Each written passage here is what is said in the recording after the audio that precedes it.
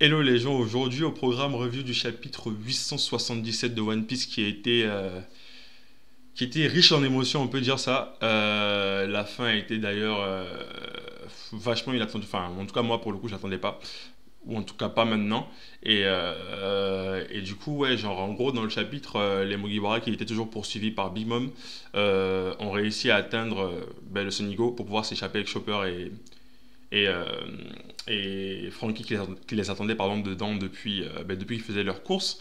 Et pendant ce temps-là, en fait, Frankie et Chopper qui du coup étaient en train de combattre les sbires de Big Mom, enfin Pero Pero et Katakuri, plus leurs sbires qui venaient par le monde du miroir de Broly en fait, se sont fait plus ou moins... en fait, ils ont perdu le combat, ils se sont fait capturer par Peros, donc le premier fils de Big Mom, qui lui a le pouvoir justement de transformer les choses en bonbons. Donc en fait, il a emprisonné Chopper et Brook, enfin il les a transformés plus ou moins en bonbons. Et Luffy et le reste de l'équipage qui était dans la forêt, donc Jinbei, Karo, parce que pour moi elle est de l'équipage quasiment, et Nami, sont arrivés enfin sur le Sonigo avec forcément un Big Mom qui était derrière eux. Euh, En fait, enfin la situation dans laquelle Chopper et Brook se retrouvent m'a rappelé la situation qu'il y avait eu sur Little Garden, je crois, c'est le nom de l'île où on avait rencontré Drogi et Brogy, putain, c'est compliqué à dire, les deux premiers géants de One Piece. Et à la fin, enfin, quand il y avait eu quand il y avait eu l'arc sur l'île, à la fin, il y avait eu Sanji et Zoro, Usopp et Nami, je crois. Je suis pas sûr pour Sanji, mais en tout cas, ces trois-là étaient là, qui étaient enfermés dans un gâteau et qui allaient se transformer en cendres, en fait.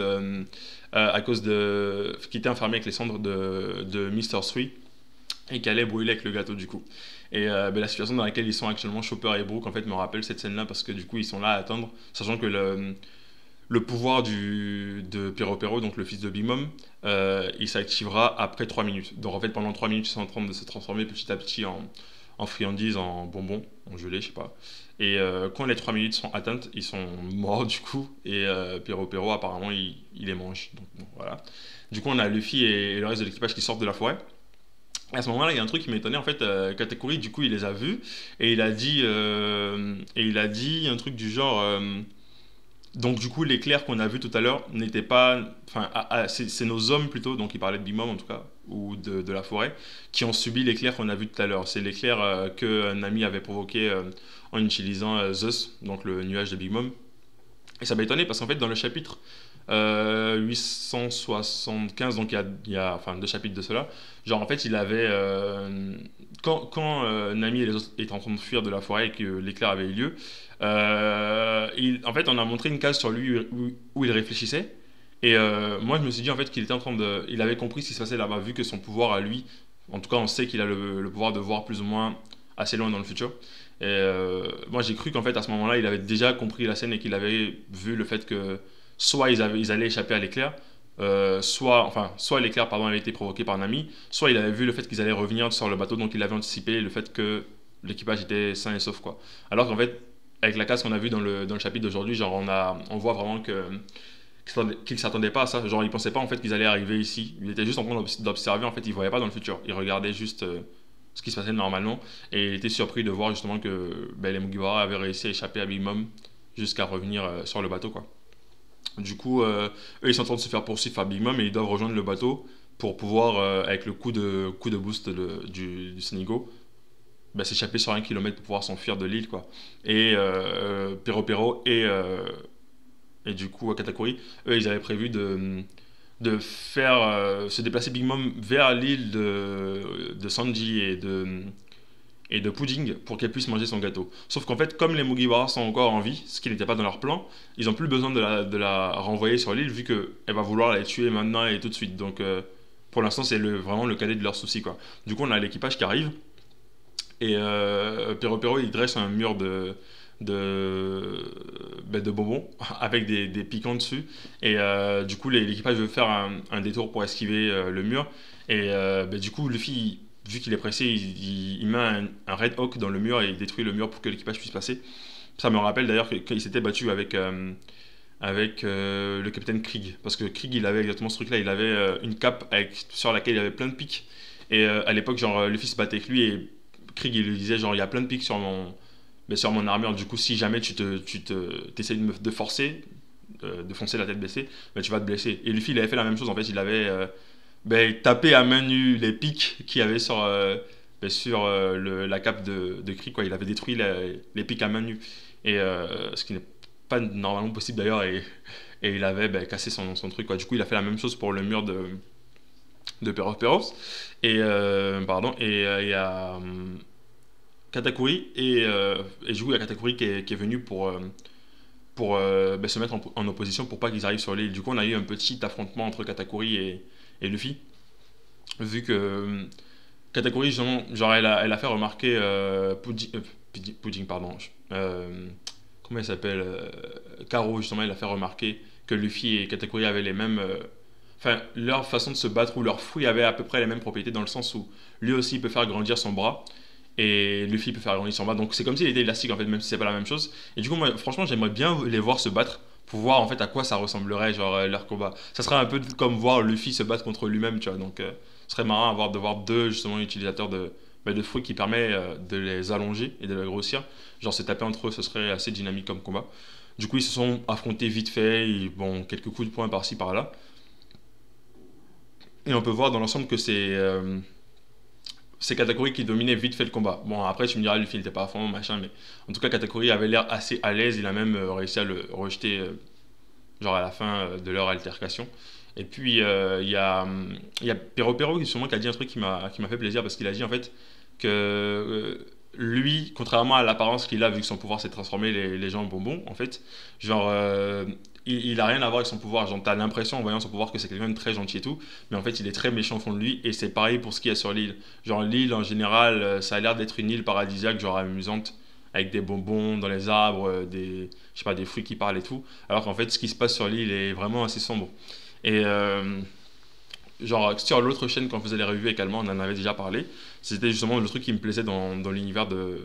Enfin, dans cet arc-là, dans l'île dans laquelle ils étaient. C'était justement que tout ce qui était autour de Big Mom, en fait, paraissait super joyeux, alors que dans le fond de l'histoire, tout ce qui était dans son île était vraiment super sombre. Genre, je veux dire, dans l'île de Big Mom, elle a quand même.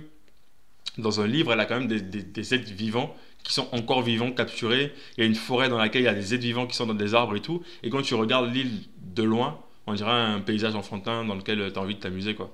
Du coup, genre, le fait qu'un personnage de l'histoire même le dise, c'était assez cool. Après, il y a justement, ils arrivent enfin sur le bateau. Et Peros, du coup, avec son pouvoir, arrive à geler toute la mer, un peu comme Kuzan avait fait à Marineford. Il arrive à geler la mer, en fait, en transformant la mer en friandise. Et du coup, il peut pas déclencher le coup de boost pour pouvoir justement s'enfuir. Et c'est là qu'on arrive à la fin du chapitre où il y a Pedro qui parle à Karo et qui lui dit que il pense que les Mugiwara sont vraiment les hommes que eux ils attendaient depuis un moment et que du coup il pense que ça fait des centaines d'années qu'ils attendent des hommes comme ça et que c'est eux qui vont réussir justement à accomplir en griffe la mission que lui et son clan et le clan Uzuki attendaient pour pouvoir que le clan Uzuki attendait depuis longtemps, quoi. Du coup, je crois qu'on a un petit flashback sur le moment où il dit qu'il pensait que ce voyage-là serait son dernier voyage. Et, il attaque du coup Pero. Et il a une bombe sur lui. Donc c'est une bombe qu'il est apparemment prévu d'utiliser depuis longtemps vu qu'il l'avait encore sur lui. Et il est sûrement venu sur l'île avec, en fait, je veux dire. Et il attrape Pero et il s'explose avec lui à la fin à la fin du chapitre, quoi. C'est juste fou. Et genre, du coup, le chapitre se termine là. Et bon, dans la logique, du coup, ça nous laisse imaginer que Pedro s'est sacrifié pour que l'équipage puisse non seulement partir, parce qu'ils sont genre enfoncés actuellement dans l'eau, mais en plus pour que Chopper et Brook puissent s'enfuir de la situation dans laquelle ils sont, sachant que dans moins de 2 ou 1 minute, ils étaient sur le point de mourir, quoi, vu qu'ils allaient se transformer en friandises.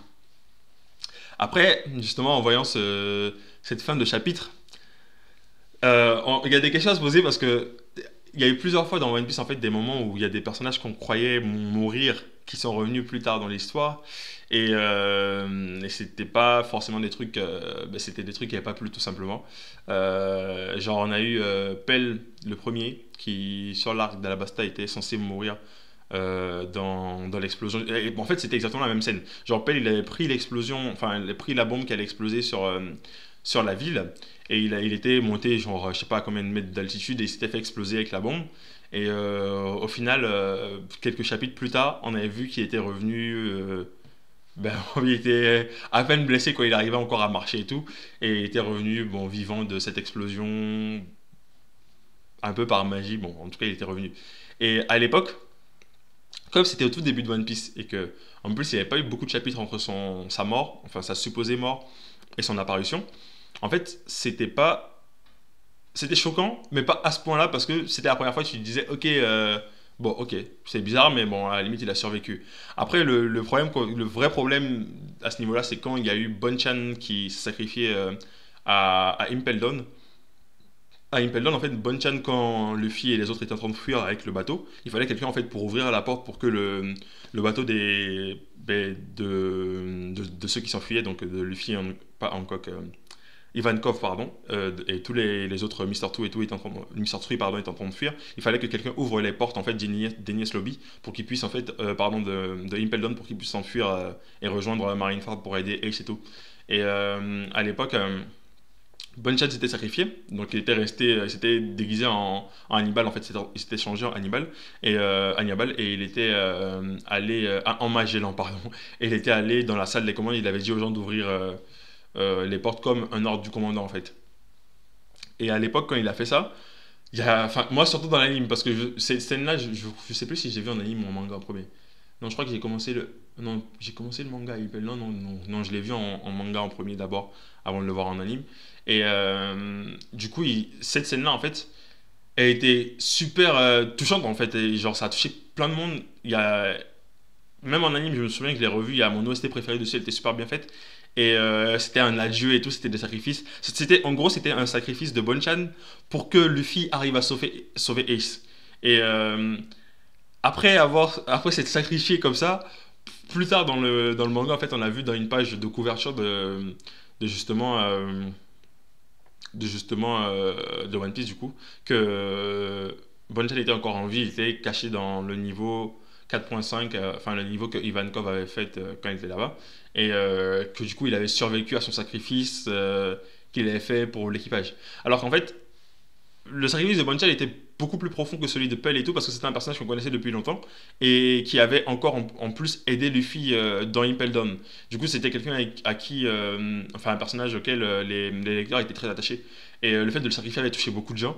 Et en plus, derrière ça, il y avait la mission de Ace et tout, et il y a eu beaucoup de temps en fait entre le moment où Bonchan est mort la première fois et le moment où on l'a revu dans les pages de couverture. Du coup, pendant un long moment de One Piece, en fait, tu penses que Bonchan est mort, et plus tard tu le revois dans les couvertures, et ça, tout le monde, enfin, moi je connais plein de gens en tout cas qui avaient vraiment pas aimé, moi non plus d'ailleurs, parce que c'est un peu chiant de te dire que Oda sacrifie un personnage et du coup, ça nous touche, ça nous touche, on est pris dans l'émotion et tout.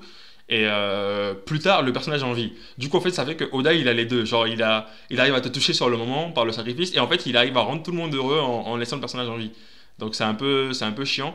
Et avoir ça une troisième fois, donc là, je parle du cas de Pedro. Hein. Je dis, imaginons que Pedro soit pas mort, ce serait vraiment chiant parce que du coup, ça ferait que tous les sacrifices qui auront lieu dans One Piece, genre après ça, à chaque fois ils auront lieu, pardon, genre, on sera dans le doute en fait. On sera jamais vraiment sûr que le personnage est mort ou pas. Et ça, c'est vraiment chiant. Genre, si pardon, si Pedro, il s'est sacrifié, il est vraiment mort, ce sera vraiment un plus parce que du coup, quand il va mourir, en plus, ça sera très symbolique parce que il aura sacrifié sa vie en gros, non seulement pour l'équipage, parce qu'il a parlé de Luffy et tout, et de l'équipage qui,